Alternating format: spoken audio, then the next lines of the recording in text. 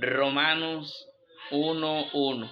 Pablo, siervo de Jesucristo, llamado a ser apóstol, apartado para el evangelio de Dios. Bueno, mi hermano, lo que les quiero decir aquí en este pequeño vídeo es que la palabra siervo viene del griego, de un griego famoso que se llamó griego Ptolomeo. Es un griego ptolomaico, es decir, bueno, siervo quiere decir del griego don, que es casado con Jesucristo, según Juan 15:15. Del griego don, que significa casado, no del otro, que es en otras partes que se utiliza esclavizar. Este es el griego, un griego jurídico, el griego Ptolomeo, uno de los 4 generales del imperio de Alejandro Magno, el cual era un jurista, guerrero y general del ejército de Alejandro Magno. Por eso es que Pablo en esta epístola utiliza un lenguaje jurídico, un lenguaje apropiado para los romanos, porque los romanos es la ley civil. Para ese entonces, en esa cultura, era la ley civil.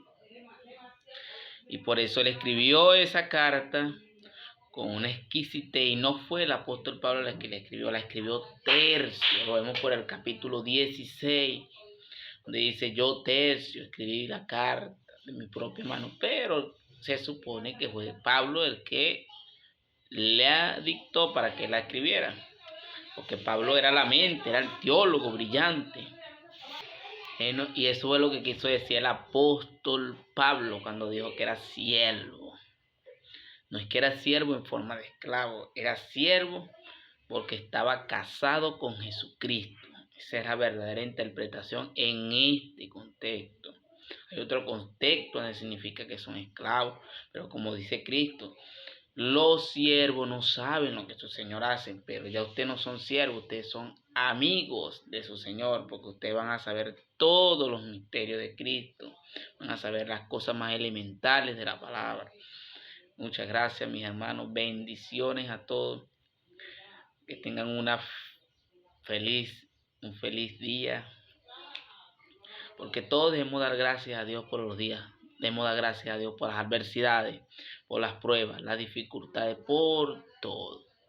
Para entender la carta de los romanos, por no decir una carta escrita de forma sistemática en cuanto a la salvación, la carta más importante del apóstol Pablo y la más difícil, por decirlo así, de todo el Nuevo Testamento, es la carta de los romanos.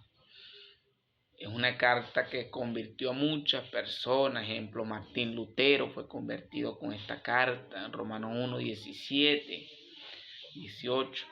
Juan Calvino, Juan Wesley, Agustín de Hipona, muchas otras personalidades de la iglesia que se convirtieron a través de la lectura de esta carta de los romanos.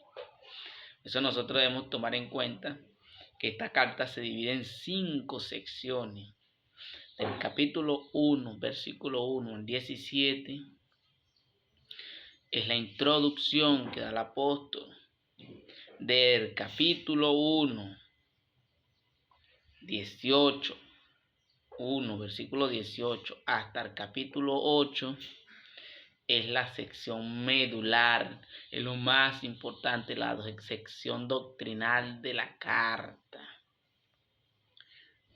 donde se habla lo más elemental de la carta con respecto a la salvación, respecto a esto, lo otro. En el capítulo, en el punto 3, y dije que se divide en 5 secciones. En el capítulo 3, para hacer un bosquejo de Romanos, en la parte 3 del bosquejo, se divide desde el capítulo 9 al capítulo 11, que esto lo llamamos la sección profética,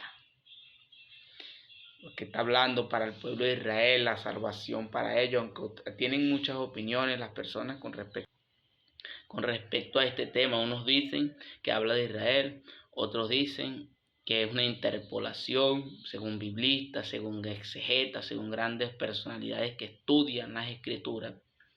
Dice que es una interpolación, costumbre del idioma de esas culturas antiguas, de que ellos interpolaban un tema, pasaban de un tema a otro, y eso le tenían ellos un nombre de interpolación.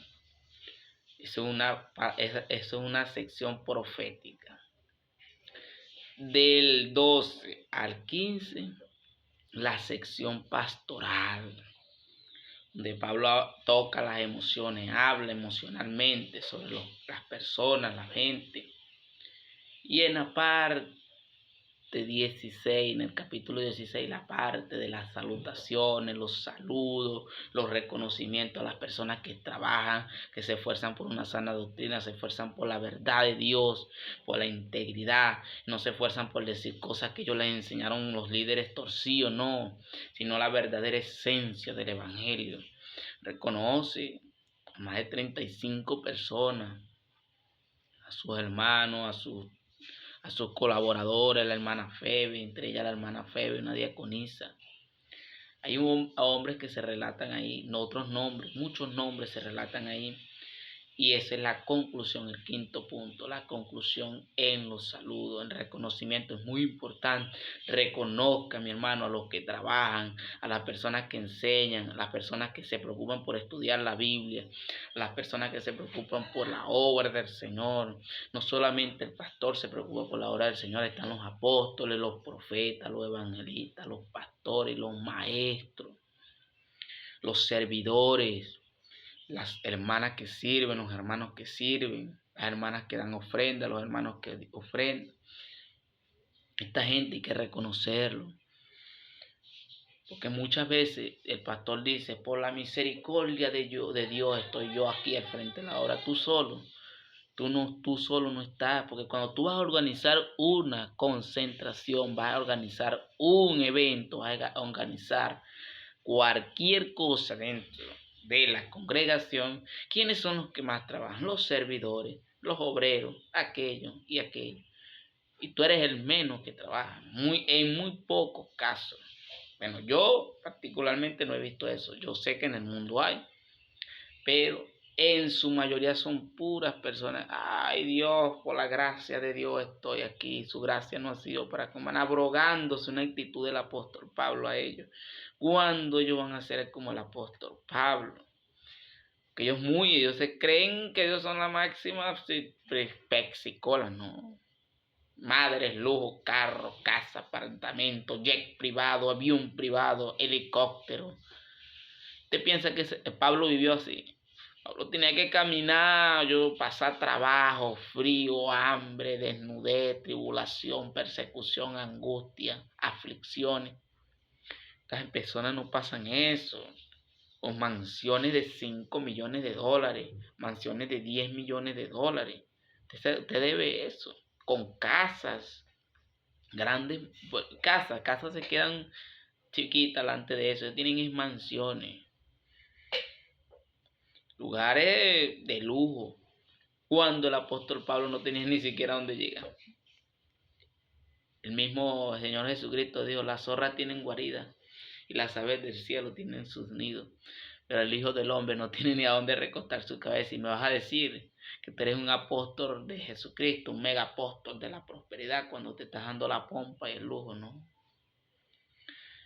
Sácate eso de la mente, porque tú predicaras el verdadero evangelio de Dios, anduvieras por ahí mendigando, anduvieras trabajando tú mismo, tu propio son, no, que ni lo que me entra de la obra, no, sí, de dónde más te entra, o ya sabes yo. Por eso no le puede echar cuenta a quien sea. Pero ese es culpable es la gente. La gente es la que le gusta que los roben, los estafen. Son tan habilidosos, tan pomposos del mundo, Hollywood, las grandes transnacionales, las grandes corporaciones. Terminan diezmándole a este tipo de personas, terminan dándole ofrenda. ¿Para qué?